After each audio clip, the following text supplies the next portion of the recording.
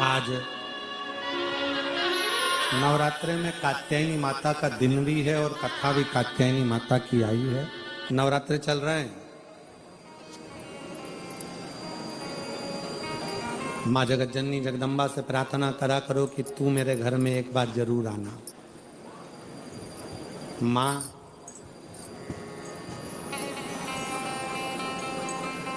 प्रत्येक घर के अंदर एक बेटी का जन्म जरूर होना चाहिए। माँ और बाप को दूसरा जन्म नहीं लेना पड़ेगा। वो भगवान शंकर के धाम में खूब आनंद के साथ कैलाश पर बैकुंठ में स्वर्ग के सिंहासन पर बैठेगा। स्वर्ग सिंहासन। नवरात्रि चाहे चैत्र के आए, नवरात्रि चाहे सर्दियाँ आए, चाहे गुप्त नवरात्रि आए, उसमें शंकर भगवान की जितनी जितनी आराधना करोगे उतनी उतनी जगत जननी जगदम्बा दुर्गा प्रसन्न होती चली जाती है और वर देती चली जाती है। उतनी प्रसन्न। भवानी शब्द में, देवी शब्द में, जगत जननी शब्द में शक्ति का प्रतिबिंब है, उस शक्ति में शिव का प्रतिबिंब है।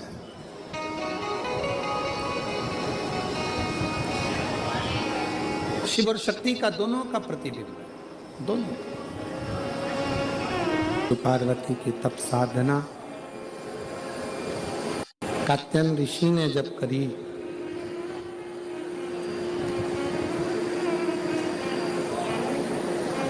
माता पार्वती और भगवान शंकर दोनों ने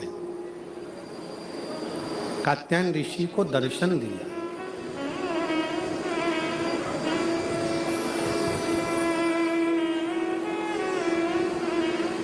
शिव जी ने भी दर्शन दिया और माता पार्वती जी ने भी दर्शन दिया। माँ जगत जननी जगदम्बा दुर्गा भवानी ने भी दर्शन दिया। दोनों ने दर्शन दिया। पूछा क्या चाहिए तुमको, क्या दिया जाए, क्या प्रदान किया जाए, बोलो क्या देती हो। कात्यायन ऋषि सबसे पहला वचन कात्यायन ऋषि ने भगवान शंकर और पार्वती जी से कहा कि मेरा ये जन्म और मरण का प्रपंच छूट जाए। स्कंद पुराण का नागर खंड रिटर्न की आवाज क्लियर करो और थोड़ा प्रेशर अंदर का बढ़ाओ। नागर खंड स्कंद पुराण का कहता है, नागर खंड वर्णन करता है स्कंद पुराण का कि कात्यायन ऋषि ने भगवान शिव जी से केवल जन्म और मरण का ये जो प्रपंच है इससे छूटना चाहा।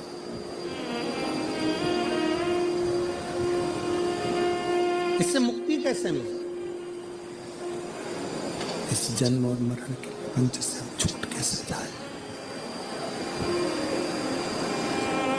जन्म और मरण के इस प्रपंच से हमारा छुटकारा कैसे हो, इससे छूटे कैसे। तो कहा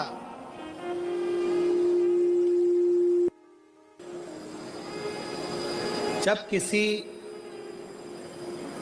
व्यक्ति के घर में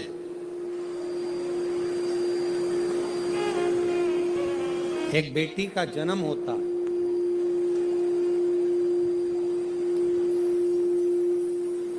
और बेटी की किलकारी, बेटी के पांव की खनक, बेटी के किलकारी पांव की खनक, बेटी के चरण जब किसी के घर के अंदर आते हैं और यदि शिव कृपा से, भगवान की करुणा से, भगवान की दया से माता पिता उस बेटी की परवरिश कर कर उसका कन्यादान अगर कर देते हैं तो उस माता पिता का भी अगला जन्म नहीं होता, वो इस जन्म और मृत्यु के प्रपंच से छूट गया। अब इससे सरल क्या हो सकता है, जरा विचार करिएगा। जरा बहुत सावधानी से इस कथा का स्मरण करिएगा, बहुत ध्यान से सुनिएगा कि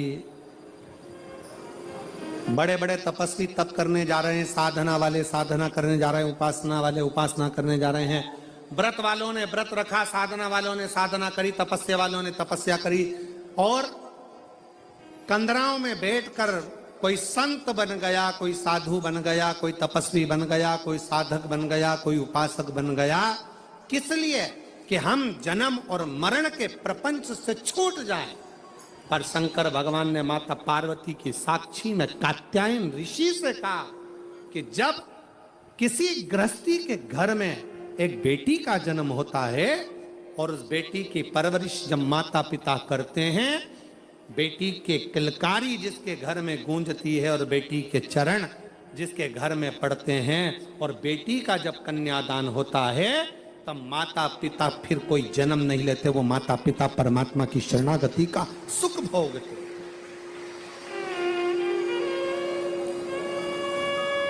अब इसमें सबसे ज्यादा जरूरी चीज कौन सी है?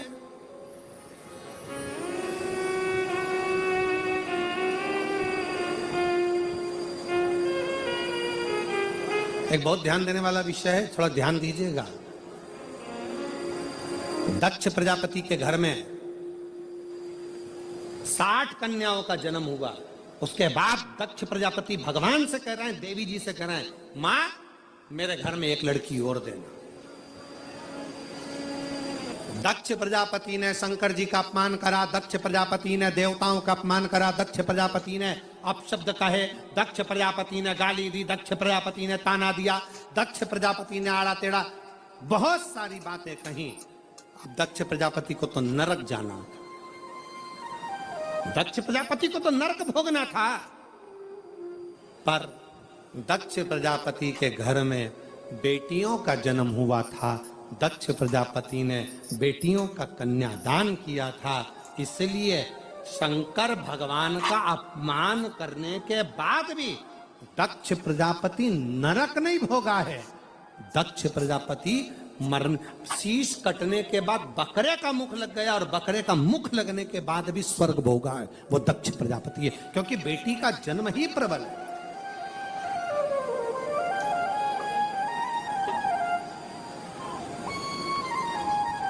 महाराज,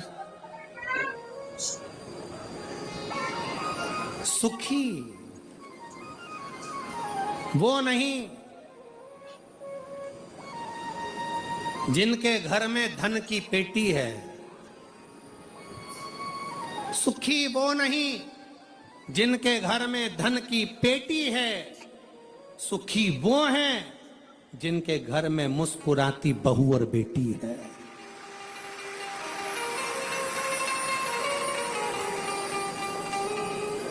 जिनके घर की बहुओं के चेहरे पर प्रसन्नता हो, जिनके घर की बेटियों के चेहरे पर मुस्कुराहट हो, समझ लेना कि उस घर में भले धन ना हो पर वो शंकर की कृपा उसके घर में सदा बनी हुई है। सदा बेटे के जन्म पर जितने नगाड़े बजवाते हो उससे दोगुना नगाड़ा बेटी के जन्म पर बजवाना। क्यों? बेटे का जन्म हुआ है तो दूसरी बार जन्म तुम्हें पृथ्वी पर लेना पड़ेगा, वापिस आना पड़ेगा और अपना कर्म का भोग भोगना पड़ेगा, फिर जन्म लेना पड़ेगा। पर घर में अगर एक बेटी का भी जन्म हो गया तो दूसरी बार जन्म नहीं लेना पड़ेगा, इसलिए ज्यादा नगाड़े बजवाना कि अब मेरा आखिरी जन्म है, अब जन्म नहीं लूंगी। अगर बेटी का घर में जन्म हो गया तो अब जन्म नहीं लूंगी। बहारो फूल बरसा मेरे घर बेटी आई है, मेरे बेटी आई है।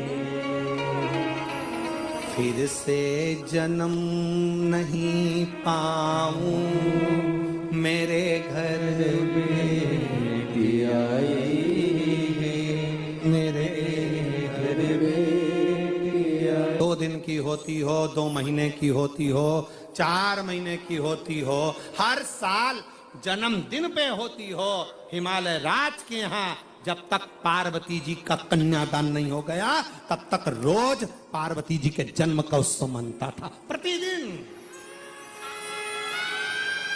प्रतिदिन।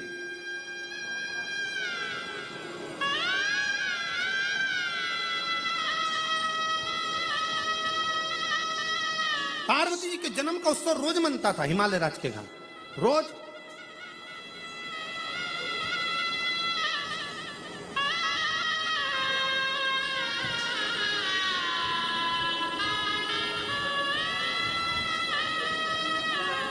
एक दिन इंद्र के मन में आया और इंद्र ने जाकर पूछ लिया हिमालय राज से, इतनी प्रसन्नता क्यों है?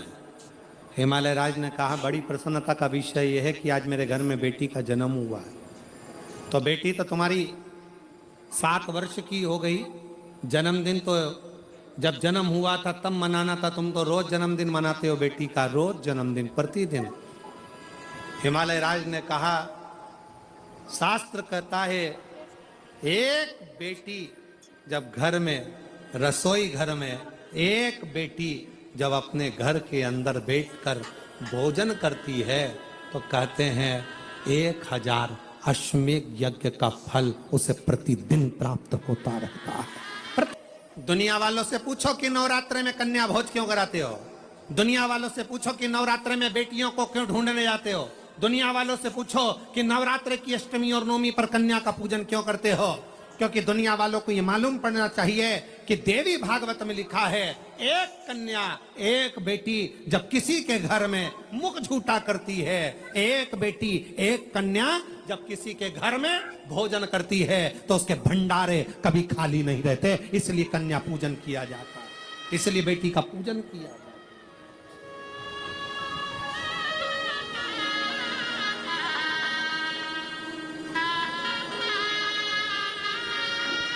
और आज के जमाने में लोग मंदिर में जाकर भगवान से कहते हैं, भगवान, ओ भगवान, हमारे घर में एक बेटा दे दो,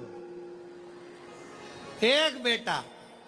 और बाजू में खड़ी हुई लक्ष्मी जी नारायण जी से बाजू में खसक के बोलती है, कितना मूर्ख है, बेटा मांग रहा। और रोज मंदिर में आकर कहती लक्ष्मी दे दो। और बहू को चाहिए क्या? जम के बोलो बेटा। और रोज मांगती क्या है? बोलो लक्ष्मी। तो एक काम कर, बेटा दे दो, लक्ष्मी मत देना, लक्ष्मी मत देना। अब अपन भी देखें कि बेटे से काम चल जाए क्या। और मालूम पड़े बेटा हो गया 32 साल का, माँ के पूरे बाल सफेद उड़ गए, सफेद। उनसे पूछो काय का टेंशन? इसको कोई लक्ष्मी नहीं मिल रही है, इसकी शादी, इसको कोई मिल रही, इसकी शादी कर।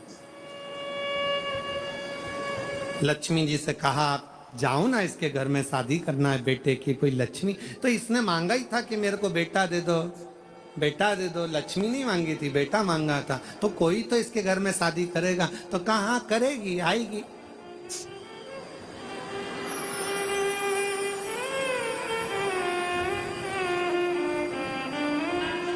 आएगी पावागढ़ वाली आएगी।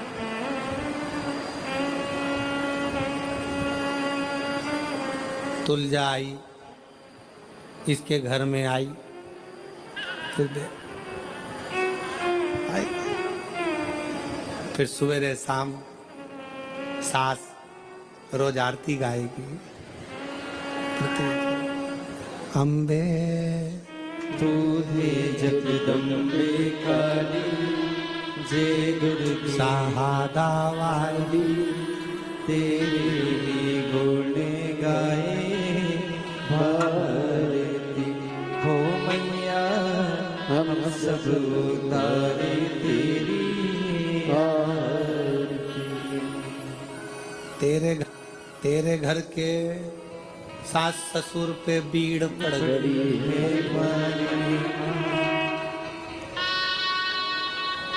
पति देव पर ऐसे टूटे जैसे सिंह सवार। अरियो बच्चों को धोने वाली, सुबह शाम चिल्लाने वाली क्यों चिल्ला चूट करे देखे फिर कहा ये रोती अरे मांगा क्या था अरे खुश होना है जितने लोग शिव महापुराण की कथा को श्रवण कर रहे हो तुम्हारे घर में बेटी ने जन्म लिया है तो खूब नगाड़े बजाकर खुश होना अगला जन्म नहीं अगला जन्म शिव के चरण में होगा शंकर के चरण छोड़ गए जन्म और मरण के प्रपंच से छूट गए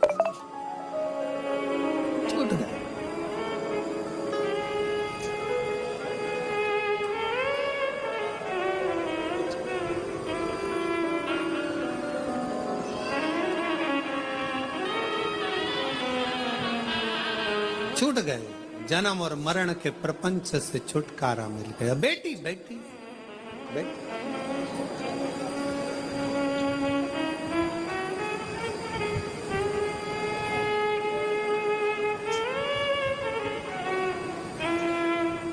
शिव पुराण कर रही है भगवान शंकर का चरित्र कर रहा है कात्यायन ऋषि ने पूछा कि मुझे जन्म मरण के प्रपंच से छूटना है क्या करा जाए शंकर भगवान ने कहा तुम्हारे घर में अगर बेटी का जन्म होगा तुम जन्म और मृत्यु के प्रपंच से छूट जाओगे स्कंद पुराण का नागर खंड कहता है कात्यायन ऋषि ने मां पार्वती जी से कहा अब कुछ भी हो मेरे घर में अगर बेटी का जन्म हो तो निवेदन है मां दुर्गा हे मां आद्यशक्ति हे मां भवानी हे मां पार्वती आप मेरे घर में बेटी के रूप में जन्म लो और कात्यायन ऋषि के घर में मां कात्यायनी के रूप में जन्म हो गया कात्यायनी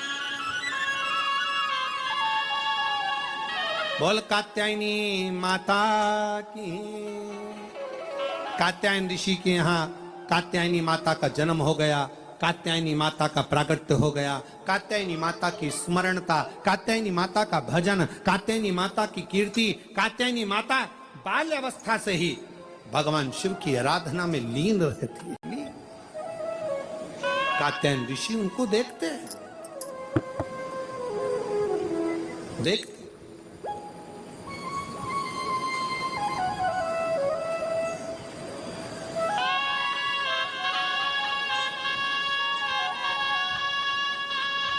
और जब कहते हैं महिषासुर का वध करने वाली भी वही कात्यायनी है वही कात्यायनी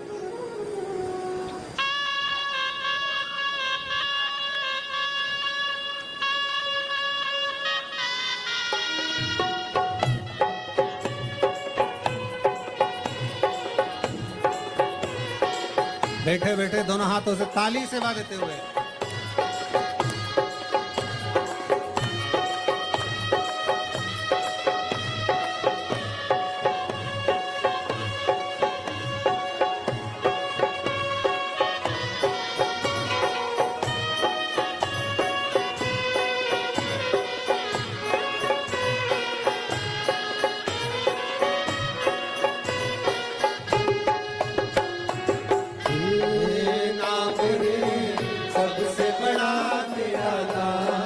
शिरोमणि ऊंचे निरोमणि बिगड़े बना दे काम नाम रे नाम रे सबसे बड़ा तेरा नाम ओ शिरोमणि दोनों हाथों से निरोमणि बिगड़े बना दे मेरे काम नाम रे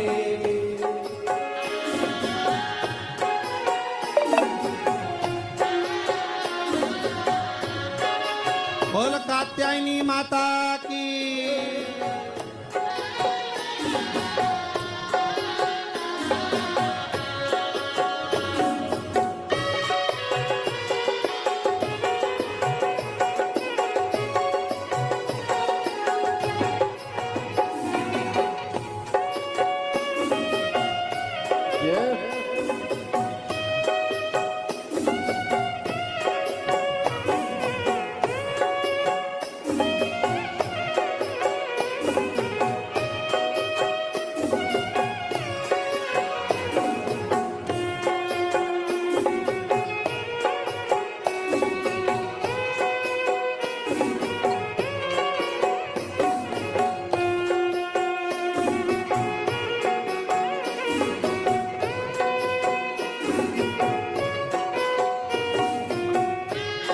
कठिन पले ऐसी घड़ी है विपदा आनी पड़ी है।